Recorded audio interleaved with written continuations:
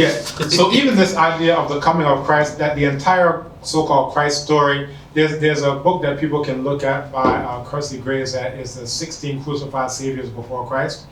And what it is that the entire story of Christ is just an analogy for the movements of the sun.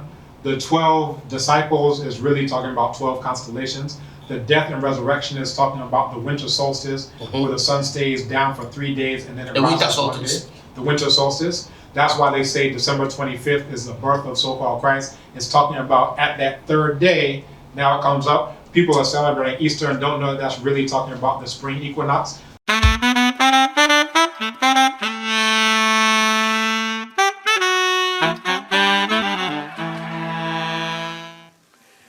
Latitude 0, longitude 0.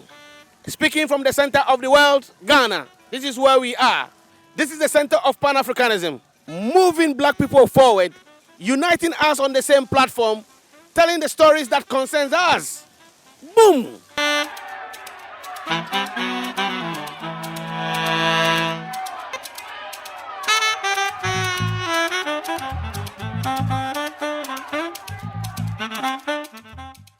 Zo TV Talking Points. Do not change the dial. Stay tuned. And the idea is that if you follow these instructions, if you're able to recite the 42 declarations of innocence, that you have not stolen, you have not murdered, you have not done all of these things, polluted the water, so forth, then you will come forth in the day. That means in the afterlife, I'm going to rise again just like the sun.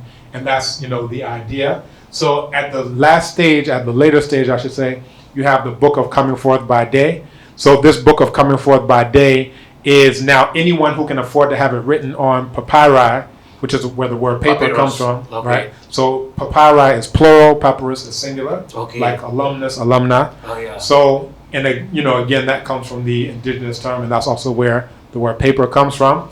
That anyone who can afford it can have it, written down, on the scroll. So you have that's of Ani, let's say Imahu Ani, which is probably one of the most famous ones.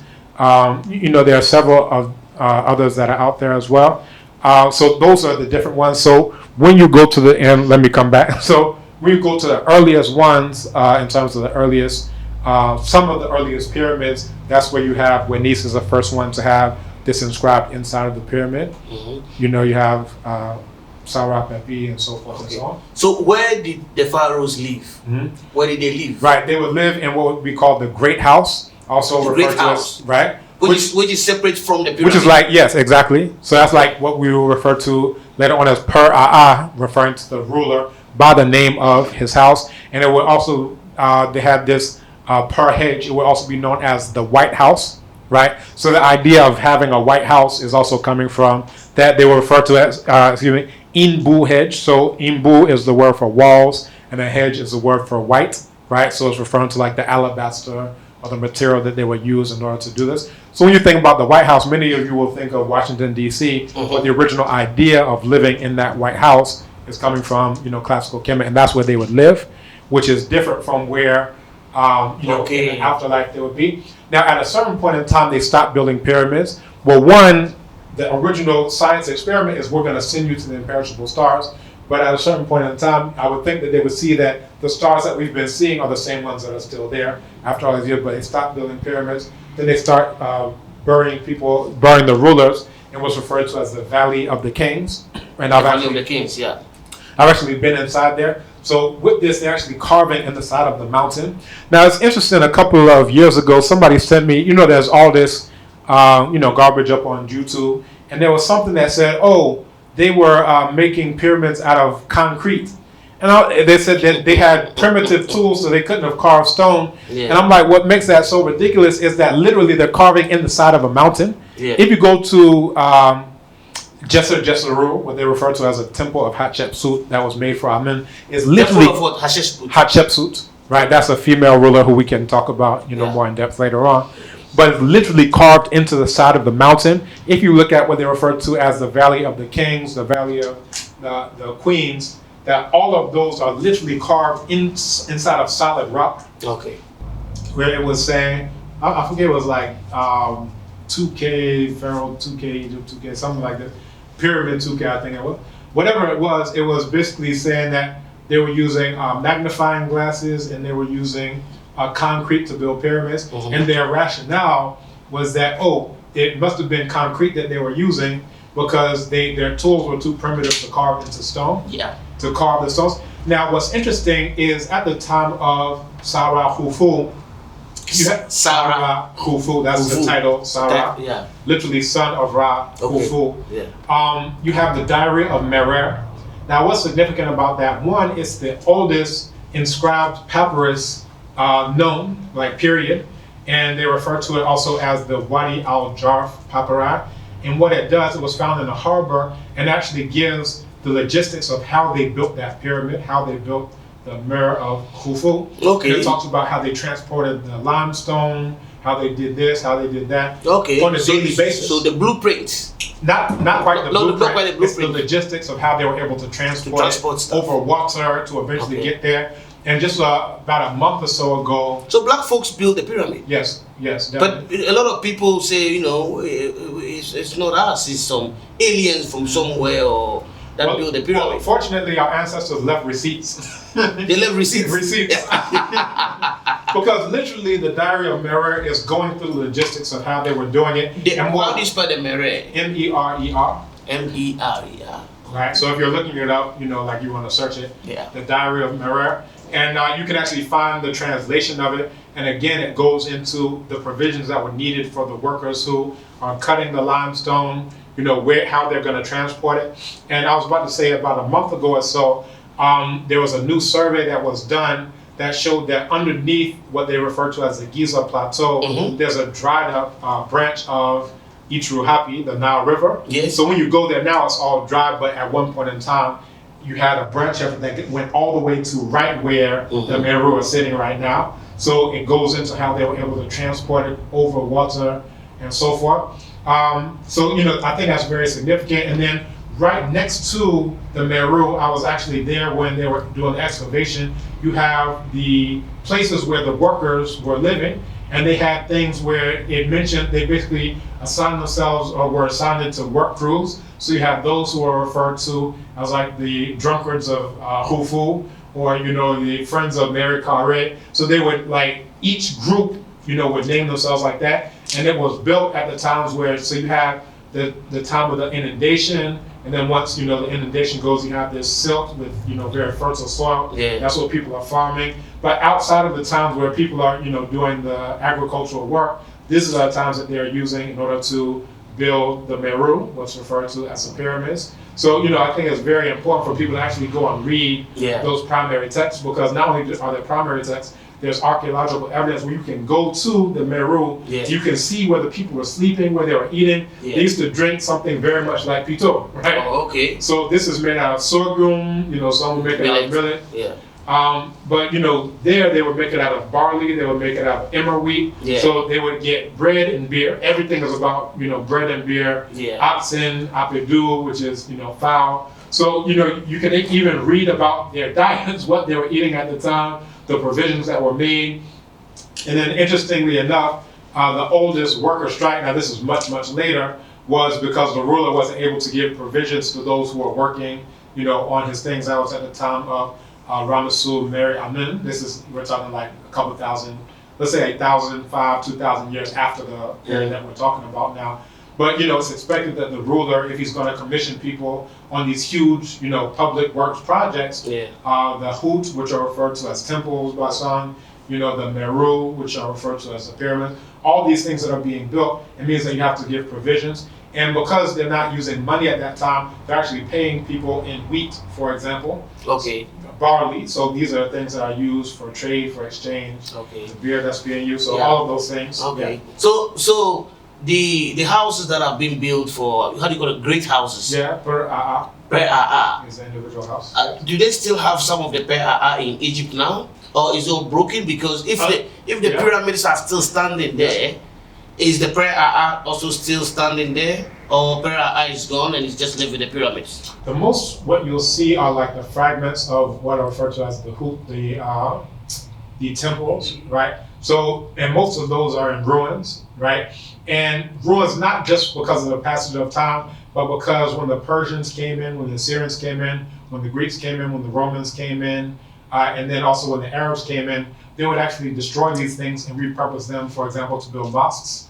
So like what's referred to as the Great Pyramid of Giza, that's that of Khufu. Khufu, yeah. It was at one point in time covered in limestone to the point where it would be shining, right? From anywhere that you approach it, you would actually see this glistening, shining structure that's like perfectly smooth on all sides, and it's perfectly aligned with north, south, east, west, right? So you can set a compass by, this. Okay. But when the Arabs came in, they broke off all of the limestone and then they used it in order to make a mosque, right? Okay, to make a mosque. Yes. So you have Khufu, Khafre, Merakare, that, you can see at the top of the second one that you can still see a bit of the limestone at the top of all of the one from the largest one, which is at Khufu, has been broken off and repurposed. So oftentimes, this is the reason why, is that they would either destroy them. So when the Romans came in, they later on brought in Christianity, and when they did so, they would turn some of these places into churches. Okay. You understand? Yeah. And then when the Arabs came in, we're talking around 639 CE. So as I mentioned in the last video, so just around 1,400 years or so ago, that's when the Arabs came in. Like everyone on the planet knows that the Arabs literally came in at the spread of Islam, and then they conquered, quote unquote, Egypt in that year. Yeah. But when they came in, the things that were used as churches, they now decided to repurpose them as mosques. Yeah. So oftentimes it's not just a passage of time, it's actual wanton destruction. And then also, in classical times, one additional reason why they stopped building the Meru, the pyramids, was because they would often be raided. Because like a beacon that everyone knows that there's a lot of good stuff inside of there, so they would actually come in. Yeah. And this is especially in times of social turmoil, because as we talk about Ma'at, you have Ma'at operating on the cosmic level, on the socio-political level, then also on the individual level. Yeah. But at times that socio-political turmoil, such as what's referred to as the first intermediate period, the second intermediate period, now there's no ruler in order to maintain Ma'at. So that's where you can get robbers and brigands and anyone can come in. You actually have this, mentioned in several texts like that of Sarah Kheti to Sarah Merikare, that talks about, during my time, there was a great catastrophe that happened where the place where the rulers were interred, the quote unquote royal graveyard, was, defiled, with a battle that happened at that time. So, at times of this breakdown of social order, that's where you would have, people are no longer respecting the ruler. It's like every man for himself. And actually the Lamentations of Ipo Ware, also known as the admonitions of an Egyptian sage, that's a modern day term for it. Yeah. And then the prophecy of Neferti, Kahepere Son, that all of those are talking about these breakdowns in social order. Yeah. So that's why at a certain point in time, they stopped building those as well. And then that's where they started carving into the side of the mountains. Okay. And that's the Valley of the Kings. Okay. And that's where they would now start to bury them. They would put those same types of instructions on the walls inside of the tomb, and then also inside of the coffin itself. I've got a chance to go inside of that of Jehuti Mes, the one I mentioned, who they call Tutmos III, and several others as well. Yeah. So when I look at the crown of most pharaohs, Heru, they have a snake as the crown. What's the significance? Right. So that's Wajet. So I had mentioned before that one of the names is referring to the two ladies. So you have the vulture and then you have the cobra. So it's again referring to you have upper and lower Kemet. So that's the significance. Oftentimes it's not just a snake, you'll see the snake and then you also see the vulture. Yes. And it's because of the symbolism. And it's similar to like nowadays, let's say the United Snakes of a murderer is represented by an eagle. Right? So anytime you see like the insignia of the eagle, this is something to do with government business for the United Snakes of the Murderer. If you look at the UKKK, then you'll see like a lion. Now there are no lions in the UKKK, so of course the lions are here, but they just saw, okay, here's a powerful animal. That's going to be the insignia of the government. That was a similar type of thing, and really that's the origin of it, because again, if you go to the normal palette, you'll see this image of the falcon That's basically on what we still have, the Ochampoma. So you have those who are preceding him on the pallet, Yes. and they're carrying these staves. Yeah. And on the top of the staff is, the symbol. Yeah. And the Akan people still use it. Various people still do that same type of thing. So that concept is a Kemetic concept that we brought down to West Africa. Right, it's Kemeti. Yeah. Exactly. Oh, okay. So that's the reason why. All right. How long is the rulership? Do they have a timeline for the rulership, or you go until the same modern day in Ghana here, where if a king was ruling until he passes on and somebody takes over? Exactly. Is it the same thing in Kemet? Yeah, the ruler would rule until he passes on or she passes on. And it's an important point that I bring up, the she, because the oldest female rulers of an entire nation state were found in classical Kemet. So the first one to rule outright entirely was Satra Sobek Neferu Ra. Sat what? Sat Ra, that means daughter of Ra, Ra being the sun. Yes. Sobek Neferu Ra. Sobek being a divinity that's represented by a crocodile, Neferu, like the beauty of this crocodile divinity. So this was the first female. The first outright female ruler. But before her, you had those who also ruled in conjunction, like, as they would say, a regent for someone who's, like, let's say, too young to rule. So you have so you did Menjit, like, for example. So this is like the first one, and this is in what's referred to as the Old Kingdom. So you have her ruling as a regent. You have others who are ruling as regents, but this is the first one, like an outright ruler. Now, what's interesting is that people say, "Oh, maybe one day there'll be a female president." It's like that's because they don't know that the very first female rulers of everyone, men, women, everyone, you found back in classical Kemet. So where do you place? You mentioned it, Hatshepsut. Yeah. Where do you place her? So this is what they refer to as the New Kingdom. But let me just give. So we're talking about the Old Kingdom and the New Kingdom. Right. Old Kingdom, Middle Kingdom, New Kingdom. Okay. But I don't refer to them as that, and this is the reason why. Is that you had times of black rulership. These are times of Ma'at. Then you have times of the times that the Amu came in, and these are times of Isfet, right? They will refer to them as times of trouble, times of Isfet. So as long as the black people are in control, that is a time of Ma'at.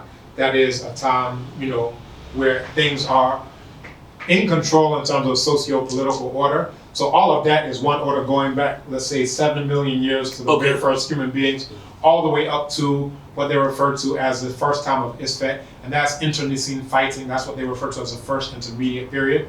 Now you have a restoration where Ma'at comes again and black people are ruling once again, and that's up until the time of the Hyksos, the Hakau Hasut that I mentioned, they came in. So you have the first black period, you have a break, where it's like an anti-black period internally. Okay. And then you have a second black period, and again, that's another time of Ma'at. Then you have another time of conflict, which is when these Amu come in, bring death and destruction, rape and ravage, pillage and plunder. So that is a time of Ifet.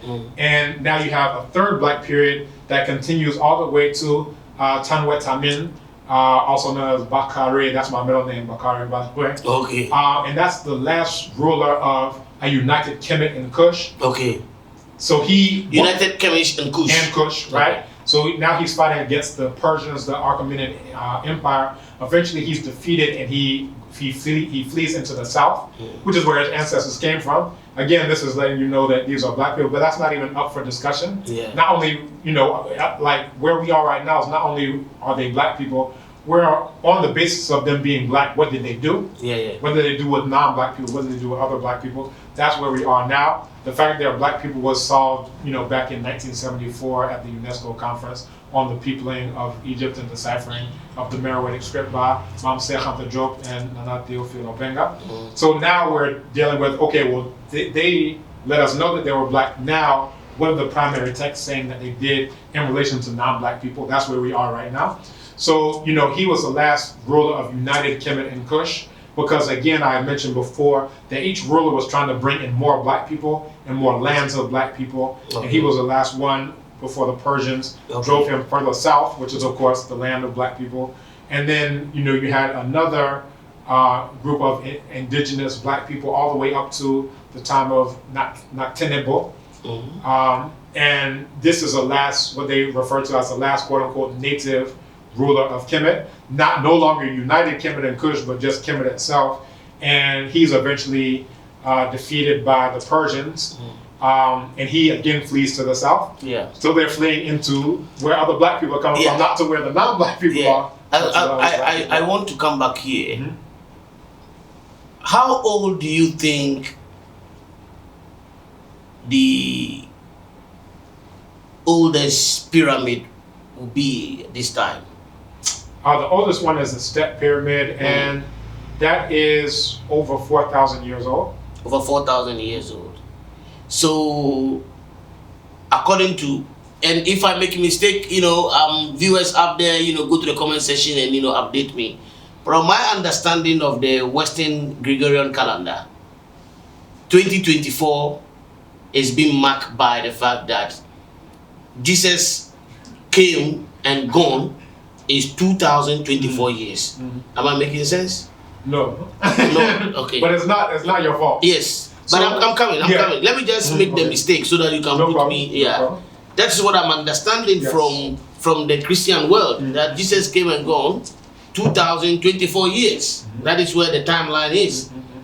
But if the Step Pyramid is 4,000 years old, then that means that from what I don't know, Over 4,000. over 4,000 years old, then that means that all this story that we are talking about, they precede the coming of Christ. Yeah. They came Well- before the whole this Bible story and all that. Yes. These stories have existed for a long time. Right. So Am I making sense? yeah. So even this idea of the coming of Christ, that the entire so-called Christ story, there's a book that people can look at by Kelsey Graves that is the 16 crucified saviors before Christ. And what it is that the entire story of Christ is just an analogy for the movements of the sun. The 12 disciples is really talking about 12 constellations. The death and resurrection is talking about the winter solstice, where the sun stays down for 3 days and then it The winter rises one solstice. day. The winter solstice. That's why they say December 25th is the birth of so-called Christ. It's talking about at that third day, now it comes up. People are celebrating Easter and don't know that's really talking about the spring equinox. Zo TV Talking Points. Do not change the dial. Stay tuned.